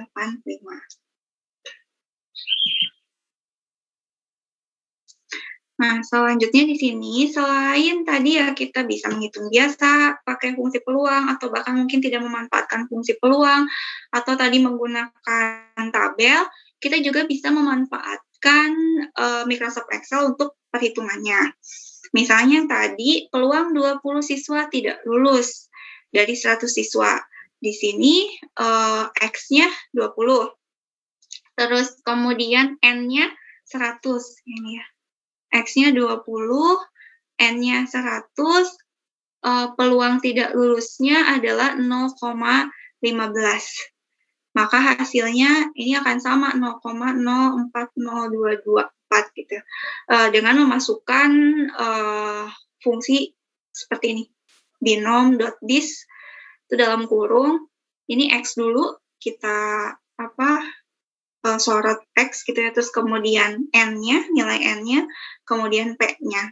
Nah, hati-hati untuk di Excel itu ada false dan ada true. Bedanya false dengan true, false itu jika kita hanya menghitung satu saja. Di sini misalnya X sama dengan 20, X sama dengan 10, di sini false. True itu untuk kalau kita menghitungnya kumulatif, kurang dari. Jadi yang C ini contohnya peluang X kurang dari sama dengan 40. Di sininya pakai true karena kita mau hitung dari 0 sampai 40. Kalau yang lebih dari ada tidak? Tidak ada. Jadi kalau misalnya yang lebih dari kita pakai komplement saja. Jadi 1 dikurangi komplemennya sama saja. Jadi harus hati-hati jika menggunakan Excel false untuk yang menghitung satu-satu, true jika kita mau menghitung keseluruhan. Kumulatif kurang dari. Selanjutnya kita bisa setelah nanti mungkin siswa sudah memahami fungsi peluang binomial, distribusi peluang binomial, kita bisa memberikan soal-soal pengayaan, itu soal-soal yang lebih tinggi lagi tingkat kesulitannya. Misalnya di sini Ani dan Banu bermain dadu 6 sisi. Jika dadu yang keluar genap, Ani yang menang, dapat skor 1 gitu ya. Jika ganjil, Banu yang dapat skor 1. Nah, dalam permainan ini dia menang jika sudah dapat skor totalnya 5. Dalam 5 kali permainan, Ani sudah dapat skor 4, Banu skornya 1. Artinya Ani sudah menang 4 kali, Banu baru menang 1 kali dalam 5 permainan. Yang ditanyakannya adalah peluang Ani memenangkan permainan ini.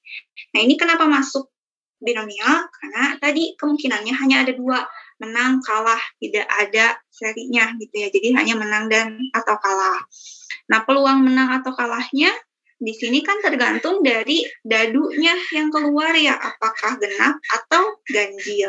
Kita tahu mata dadu itu seimbang. Ganjilnya 3, genapnya juga 3. Sehingga peluang munculnya mata dadu genap 1/2, peluang muncul mata dadu ganjil juga 1/2. Di sini kenapa coba acaknya saya ambil yang mata dadu genap, karena yang akan kita hitung adalah yang peluang Ani menang. Ani menang itu kalau muncul dadunya genap. Dari sini kita tahu bahwa Ani bisa menang, itu bisa langsung di permainan ke-6. Jadi misalnya langsung munculnya angkanya genap, gitu, berarti Ani menang.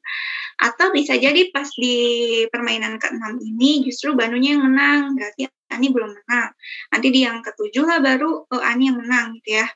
Atau ke-8, atau semaksimal-maksimalnya itu di yang ke-9 gitu ya. Ani bisa menang. Artinya ini maksimal permainannya itu ada 4 kali. Jadi kita hitung peluang X-nya itu dari 1 sampai 4. P1 tambah P2 tambah P3 tambah P4.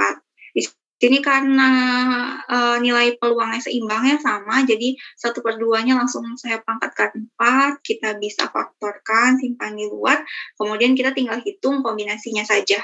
4 kombinasi 1, kombinasi 2, 3, dan 4. Dijumlahkan, dapatlah peluang Ani menang itu adalah 15/16. Contoh selanjutnya ini dalam pelemparan juga tadi koin, tapi bedanya bukan koinnya yang banyak, tapi percobaannya dilakukan berkali-kali. Nah, di sini bedanya lagi peluangnya beda, jadi tidak seimbang. Munculnya angka 1/4, berarti nanti munculnya gambar tinggal 1 dikurangi 1/4 atau 3/4. Nah, dari sini kita dapat muncul angka 1/4, muncul gambar 3/4. Diketahui muncul tepat 2 angka, itu sama dengan muncul tepat 3 angka jika dilakukan tos sebanyak N kali. Nah, kita mau cari N-nya ini berapa? Ini sama saja dengan kita menghitung peluang X sama dengan 2 itu sama dengan peluang X sama dengan 3. Nah, ini harus tadi menggunakan bantuan fungsi peluang, di mana PX sama dengan 2 itu sama saja dengan N kombinasi 2, karena kita tidak tahu totalnya N-nya berapa, dikali dengan peluang munculnya angka 1/4 pangkat 2, karena di sini angkanya muncul 2 kali, dikali dengan peluang munculnya gambar 3/4. Berarti sisanya sebanyak N dikurangi 2. Sama dengan peluang munculnya tepat 3 angka. Berarti N kombinasi 3 dikali dengan 1/4 pangkat 3. Ini 1/4 peluang dari munculnya angka, gitu ya, sebanyak 3 kali, dikali peluang munculnya gambar 3/4 sebanyak sisanya tadi N dikurangi 3. Ini tinggal menggunakan perhitungan aljabar biasa, karena nanti 4-nya sama-sama pangkat N, ya, kita bisa bagi kedua ruas dengan 4 pangkat N, gitu, sehingga kita tinggal menghitung N kombinasi 2 dikali dengan di sini berarti 3 pangkat N min 2, kalau yang ini N kombinasi 3 dikali dengan 3 pangkat N min 3. Nanti kita peroleh N itu sama dengan 11. Jadi dalam 11 kali permainan itu nilai peluang untuk munculnya tepat 2 angka dan 3 angka itu sama. Ini sebanyak 11 kali. Nah, oke. Itu yang dapat saya sampaikan Bapak Ibu, ini beberapa sumbernya. Tadi saya ambil dari juga soal-soal KSN, saya tidak cantumkan itu soal KSN di atasnya gitu ya, tapi itu sebetulnya adalah soal-soal KSN. Terus kemudian juga saya ambil dari bukunya Pak Nar, pengantar statistika, ada juga bukunya Pak Sukino untuk kelas 12. Nanti mungkin Bapak Ibu bisa mengisi post-testnya kembali setelah mengikuti ini. Dari saya mungkin cukup sekian, Bapak Ibu. Terima kasih atas perhatiannya. Mohon maaf jika ada kekeliruan. Silakan jika memang ada yang perlu dikoreksi. Semoga apa yang saya sampaikan bermanfaat. Bila taufiq wal hidayah. Assalamualaikum warahmatullahi wabarakatuh. Waalaikumsalam warahmatullahi wabarakatuh. Terima kasih Bu. Warahmatullahi wabarakatuh. Bapak dan Ibu sekalian, kita diberi waktu 15 menit ya untuk diskusi. Barangkali Bapak dan Ibu ada yang ingin disampaikan atau ditanyakan kepada narasumber kita. Tadi sudah ada yang raise hand, Bu. Siapa ya?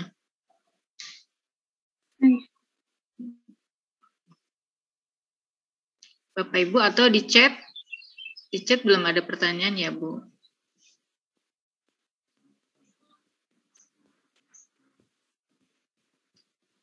Mangga, Bapak Ibu, ada yang ingin ditanyakan ke Ibu narsum kita? Materi yang tadi sudah disampaikan, jelas ya, runut dari yang termudah sampai ke contoh-contoh soal. Begitu pula variasi contoh soal yang diberikan oleh narsum kita. Mangga, Bapak Ibu.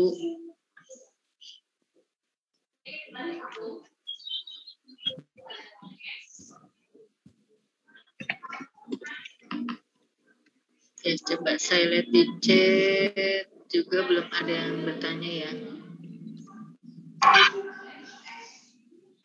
Ya, sambil menunggu teman-teman, Teh Nur, Jadi pertama yang harus dikuasai, karena memang distribusi peluang binomial ini termasuk materi yang buat siswa tuh sulit ya Bu ya.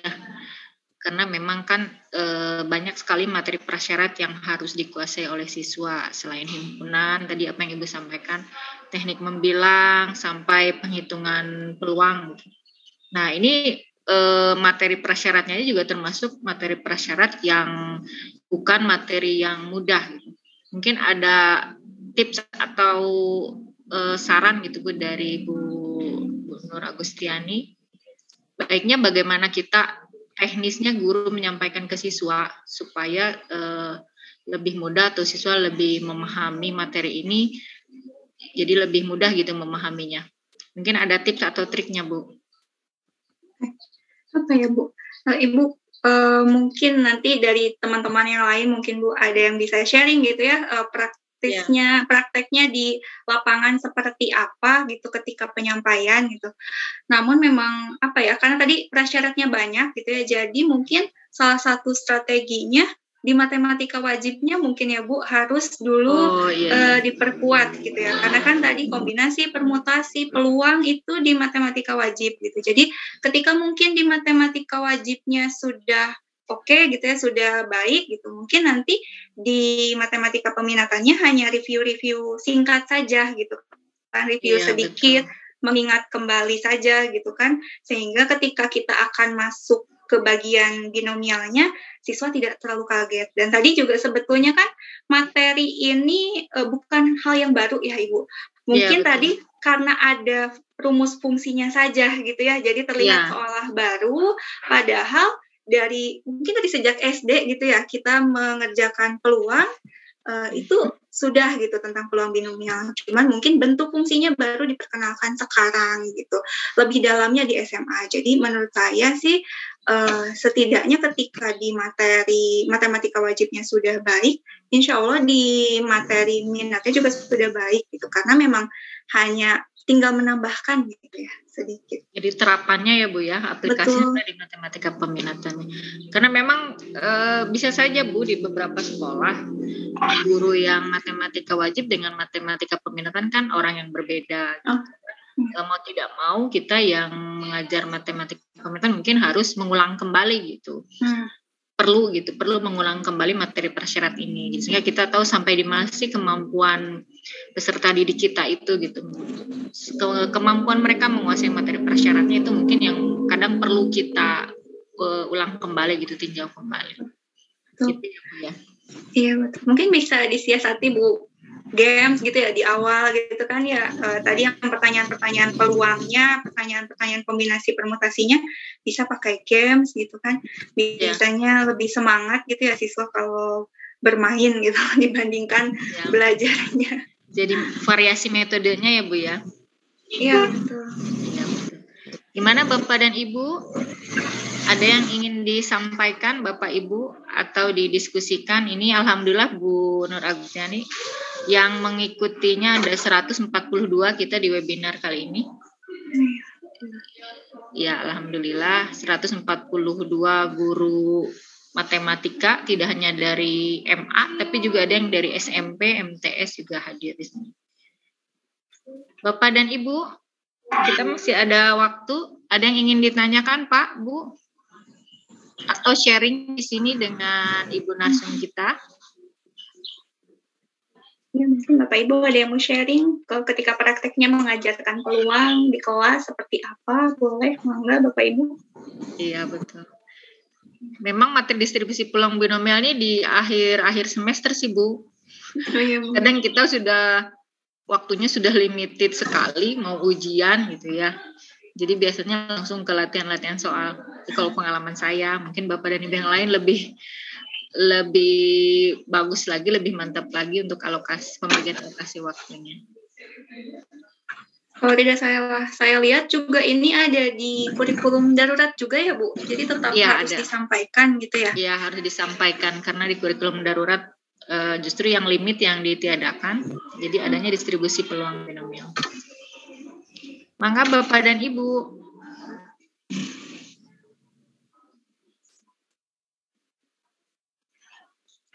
Gimana pendapat Bapak dan Ibu untuk distribusi peluang binomial pendalaman materinya?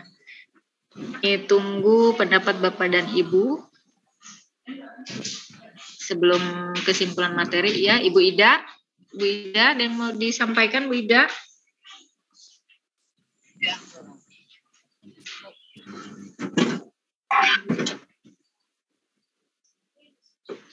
Ibu Ida Lestari. Ada yang mau disampaikan Bu Ida? Oh, ini ada pertanyaan Bu di matematika peminatan materi peluang binomial diajarkan di semester genap. Mau tidak mau di semester ganjil mesti mendahulukan materi peluang pada matematika wajib. Ini pernyataan ya Bu dari Bu Siti Sulistiawati ya.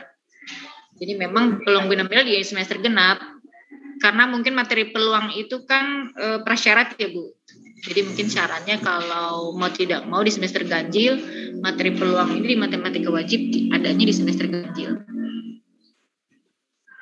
Kalau di kurikulum darurat materi matematika peluang di semester ganjil tapi ya Bu ya, matematika wajib ya.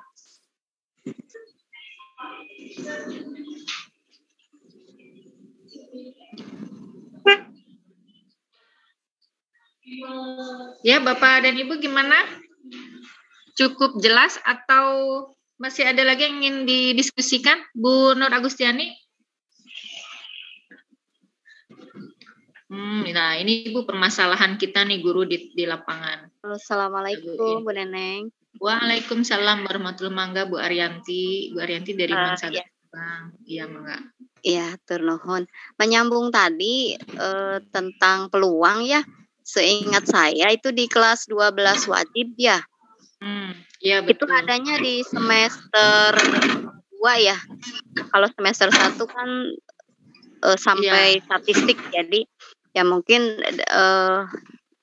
itu gimana ya Ibu untuk Ibu narasumber, barangkali mungkin ini berbarengan justru ya di waktu penyampaiannya sama-sama genap. Nah itu bagaimana mensiasatinya agar materi yang di peminatan binomial itu bisa tersampaikan dengan baik gitu.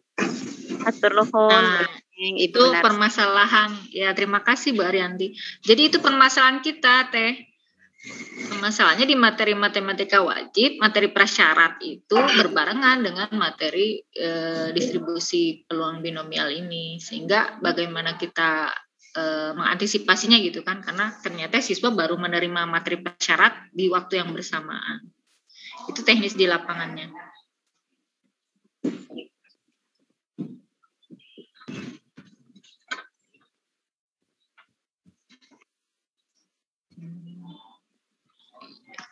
Guru berbeda juga jadi kendala. Ya, belum satu lagi kendalanya mungkin itu Teh. Jadi bagaimana kita yang akan mengajarkan distribusi peluang binomial Teh Nur? Kalau misalnya materi prasyaratnya juga sama, walaupun dengan guru yang dan dengan guru yang berbeda gitu. Ya. Saya mungkin ini sharing pendapat saya saja mungkin ya, karena Bapak Ibu mungkin jauh lebih paham gitu kondisi di lapangan seperti apa. Mungkin bisa disiasati dengan diskusi awal dulu mungkin ya dengan guru matematika wajib.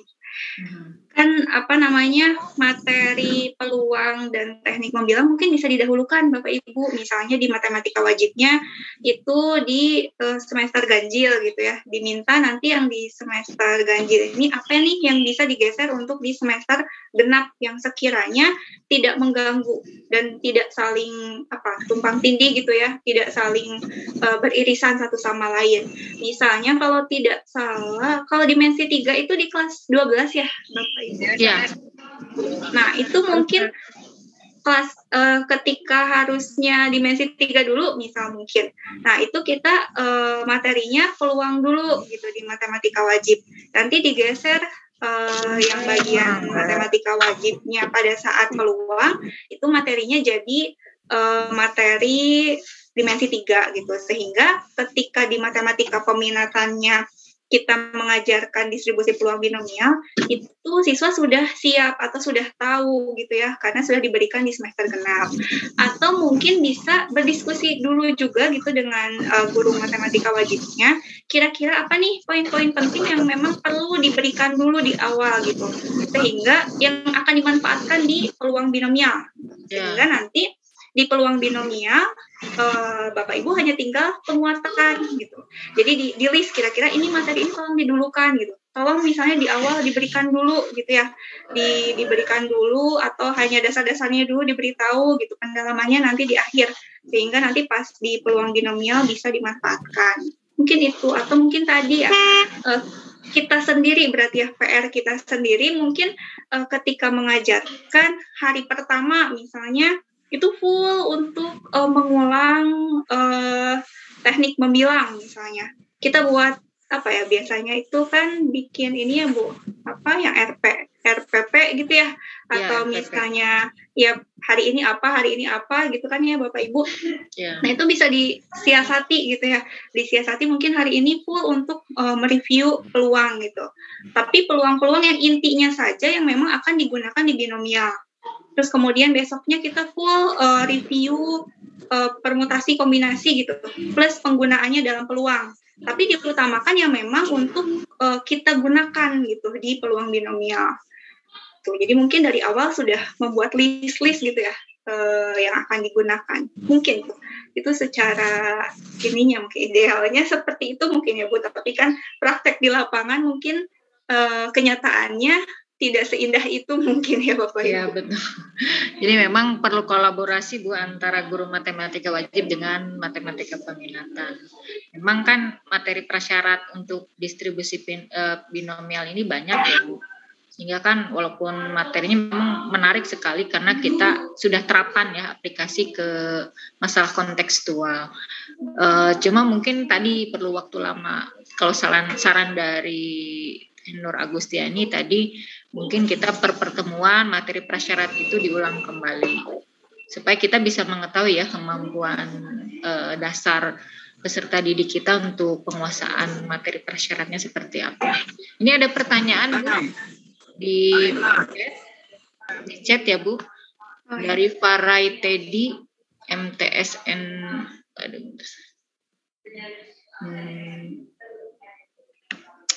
Nah ini Pak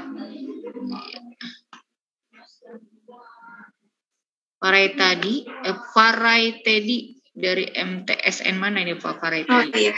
Ya, ini ciri khusus ada ya kriteria atau ciri khusus suatu soal peluang bisa diselesaikan dengan metode binomial atau tidak. Tadi kan Ibu ada contoh yang diselesaikannya dengan metode binomial, ada yang tidak. Ya Bu.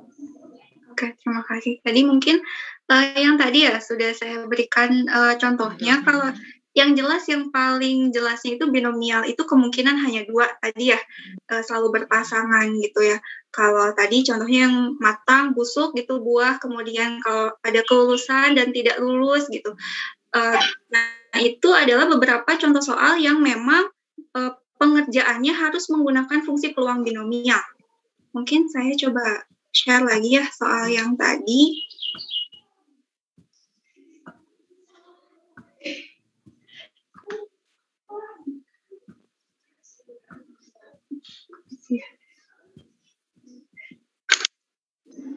Ada tidak Bu screen saya? Ya, terlihat Bu.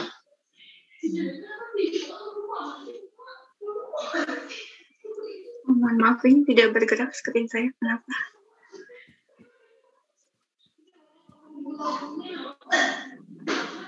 Mohon maaf Bapak Ibu ini tidak tahu kenapa tidak bisa bergerak. Tapi mungkin nanti Bapak Ibu bisa Bu, melihat. Ini yang ada update now-nya Bu. Updates available itu diklik. Kalau di update khawatirnya nanti ini hilang ya? Iya lama. Close dulu aja Bu. Di close aja Bu update-nya. Ini ada tanda cross. Di close update now-nya. Oke, sebentar saya stop dulu.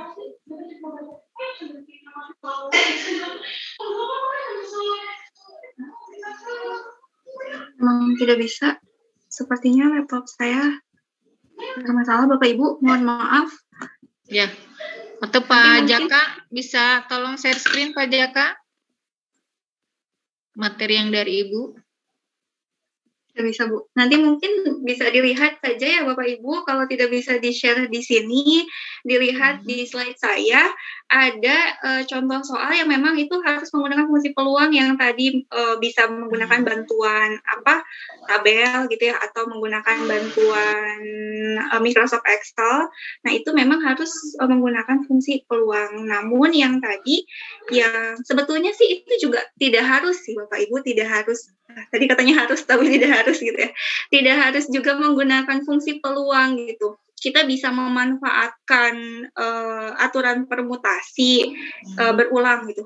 Namun untuk aturan permutasi berulang kan banyak gitu ya. Nanti misalnya kalau sudah sampai N-nya 100, N-nya 1000 itu akan kesulitan Bapak Ibu. Jadi memang untuk soal-soal yang tadi ada di slide saya, yang khusus yang tadi menggunakan tabel atau Microsoft Excel, itu alangkah lebih baiknya menggunakan ini Nah ini contohnya Pak. Iya. Di bawah maaf Bapak, ini masih contoh peluang biasa. Tadi slide berapa sih yang terakhir ya? Di bawah lagi. Nah, misalnya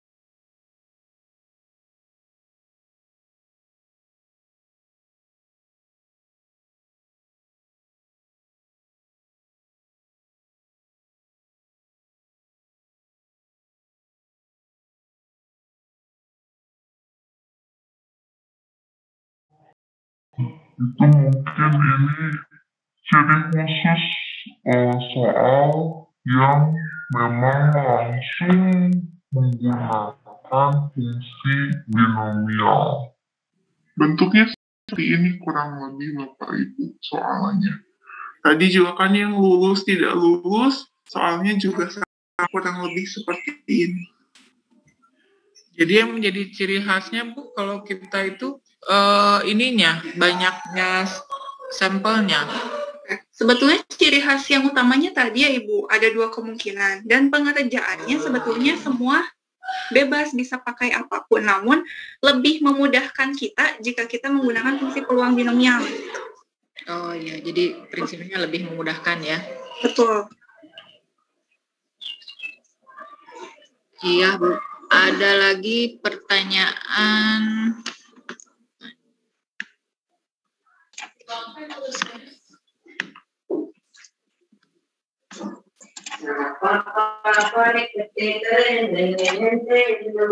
Nah, ini ada dari ya, tetap ya Bu, yang menjadi kendala itu memang kalau gurunya berbeda antara guru matematika wajib dengan matematika peminatan. Jadi intinya ini ada dari Bu Devi Ayu. Berarti harus berkoordinasi dengan guru yang berbeda. Jadi ada MGMP di sekolah ya Bu. MGMP, guru mata pelajaran di sekolah. Nah saat ini kalau Bu Siti Sri Sofiati punya pengalamannya gini Bu. Saat ini sedang mencoba memberikan materi statistika dan peluang di semester ganjil. Jadi dimensi 3 di semester genap. Nah ini Bu Siti Sri Sofiati sudah pengalaman. Jadi sudah koordinasi dengan guru matematika. Ini mungkin salah satu solusi ya Bu ya, dari pengalamannya Bapak dan Ibu. Di Bapak dan Ibu kita berkoordinasi dengan guru matematika wajib. Jadi guru matematika wajib mendahulukan materi peluang itu di semester ganjil disampaikannya. Jadi bisa tukeran dengan materi dimensi 3. Iya, itu Bu sudah banyak ini. Ada lagi Bapak dan Ibu yang ingin disampaikan? Kita sampai jam 15:35 ya pertanyaan. Izin Bu Neneng. Ya, mangga Pak Suryanto. Assalamualaikum warahmatullahi wabarakatuh. Waalaikumsalam warahmatullahi wabarakatuh. Silakan Pak Suryanto. Dari mana Pak Suryanto? Perkenalkan saya Suryanto dari MAN 1 Medan. Oh, subhanallah ya. Alhamdulillah dari Medan. Mangga Pak Suryanto. Mohon maaf, saya tadi nggak bisa ikut full karena di sini kami masih tetap belajar walaupun online sampai jam 2:15. Jadi ketika mulai itu di jam 13 saya nggak bisa ikut awal. Iya, masih belajar. Kebetulan saya dapat les terakhir sama les pertama, jadi tengah-tengah tadi yang kosong. Oh iya. Silakan Pak Suryanto. Begini, itu peluang binomial ini kan termasuk kurikulum baru lah ya di matematika SMA atau MA. Betul Pak. Saya kadang masih dalam pembuatan soal di kunci jawaban gitu. Ketika tadi seperti yang dibuat Ibu narasumber Bu Nur Agustiani itu kan ada perhitungan desimal yang agak kemungkinan kita gunakan secara manual itu agak repot gitu. Jadi kan harus menggunakan kalkulator gitu atau dikasih tabel kalau dia memang angkanya yang sudah ada di tabel peluang itu kan. Nah, ini kan biasanya kalau kita buat soal itu rata-rata kan pilihan berganda. Kalau kita ngikuti dengan sampel yang banyak, misalnya tadi ada 20, nggak mungkin kalau nggak menggunakan kalkulator kan gitu ya Bu ya. Itu memang itu gimana? Apakah memang maksud saya filosofi materi ini gitu diberikan ke anak SMA sebagai loncatan untuk dia untuk kuliah gitu kemungkinannya menurut saya ya. Tapi di satu sisi sebagai guru dalam membuat soal misalnya kita uji di pilihan berganda ketika ruang sampelnya banyak misalnya tadi contohnya ada 20 itu kan agak kecil kalau kita harus menyuruh siswa menghitung dalam bentuk desimal yang berpangkat tinggi gitu. Itu gimana? Apakah memang ya kita bikin soal pilihan ganda itu gimana ketika ruang sampelnya banyak gitu? Gimana menurut Ibu? Makasih Bu. Bu Neng. Ibu masih di-unmute Ibu, maaf. Oh iya. Terima kasih Pak Suryanto. Iya sama-sama. Ya, silakan Bu Narsum. Oke, saya mungkin coba langsung jawab. Nanti mungkin ada pandangan Bapak Ibu yang lain. Tadi kalau untuk pilihan ganda gitu ya, atau misalnya ini angkanya terlalu besar gitu. Tadi kalau Bapak Ibu yang sudah mengerjakan pretest yang saya berikan gitu ya, itu mungkin bisa jadi salah satu solusi gitu. Salah satu solusi persoalan yang bisa diberikan kepada siswa. Jadi tidak hanya masalah bagaimana siswa bisa menghitung gitu ya. Kalau untuk perkalian, kan esensi dari materi ini bukan bagaimana siswa bisa menghitung pangkatnya hasilnya jadi berapa gitu ya, perkaliannya jadi berapa hasilnya, tapi paham tidak gitu ya maksudnya penggunaannya seperti apa, maksud dari peluangnya bagaimana gitu ya. Jadi saran saya sih yang pertama, mungkin jika memang Bapak Ibu menggunakan angka-angka yang besar, boleh, kalau saya pribadi boleh menggunakan kalkulator, karena kan tujuannya bukan untuk menghitungnya gitu ya, tapi paham tidaknya. Karena percuma saja ada kalkulator tapi tidak tahu tadi penempatan fungsi peluangnya seperti apa gitu ya. Menuliskan ya Bu ya. Ya betul. Kan tadi menghitung dulu peluangnya, misalnya kalau yang tadi lulus tidak lulus kan harus dihitung dulu peluangnya, nilai peluangnya berapa gitu ya. Nah, kalau itunya saja tidak tahu, bagaimana memanfaatkan kalkulator gitu. Jadi mungkin saran saya itu yang pertama, jika memang angka yang diberikan besar dan Bapak Ibu memang menginginkan hasil akhirnya, maka minta siswa untuk menuliskan jawaban rinci cara menjawabnya gitu ya, dan hasil akhirnya boleh menggunakan kalkulator atau tabel, atau mungkin tidak dihitung gitu, tidak dihitung namun hanya meminta siswa sampai tadi bentuk sigmanya saja. Atau mungkin disiasati dengan pertanyaannya misalnya seolah-olah seperti menentukan menjumlahkan dari 1 sampai 50 gitu ya. Padahal kan kita bisa menghitung dengan komplemennya.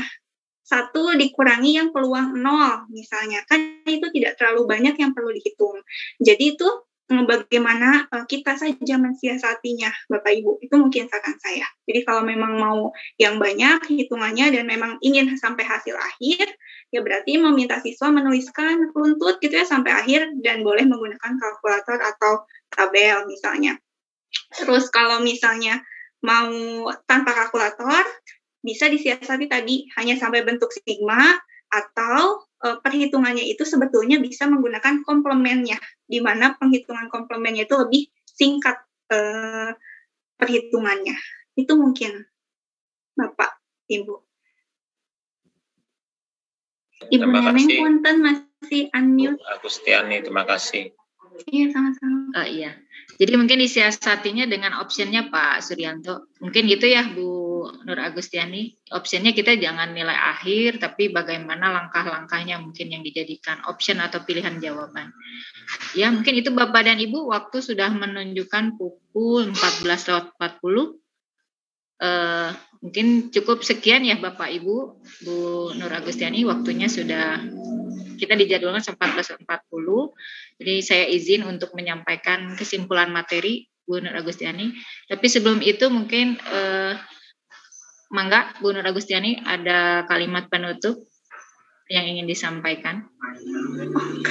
Apa ya Bapak Ibu, mungkin tadi ya saya itu tertarik dengan yang namanya berpikir komputasi gitu ya.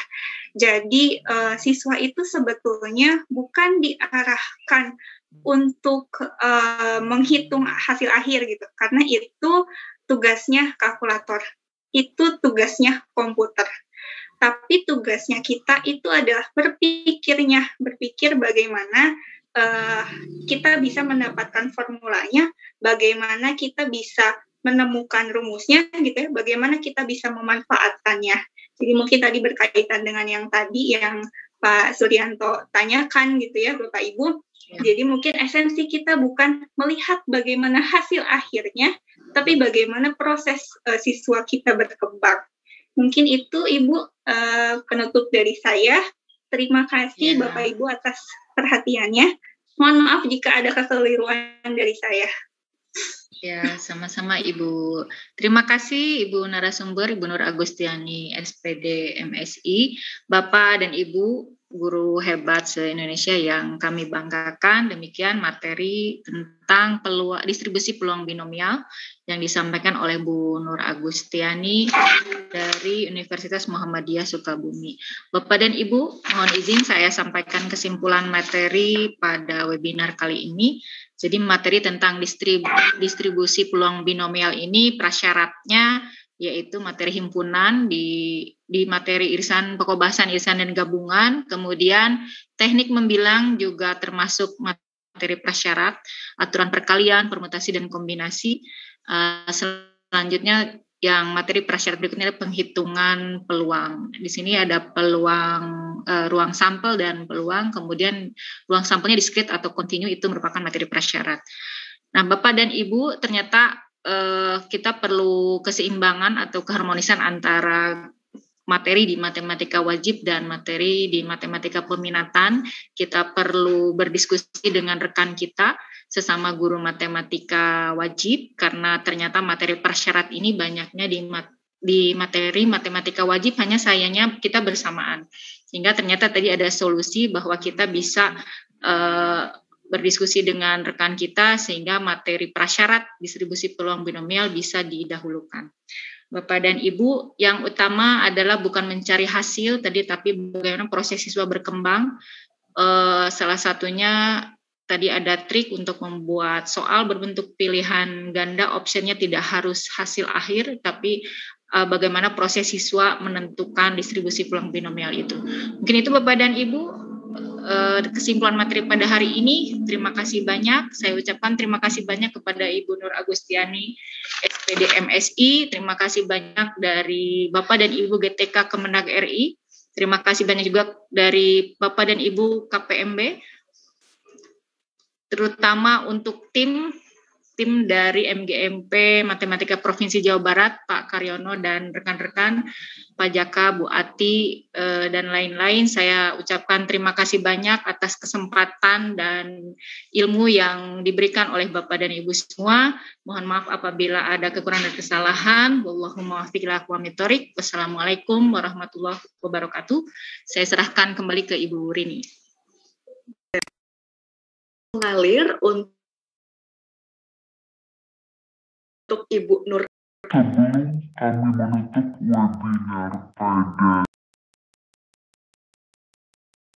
siang hari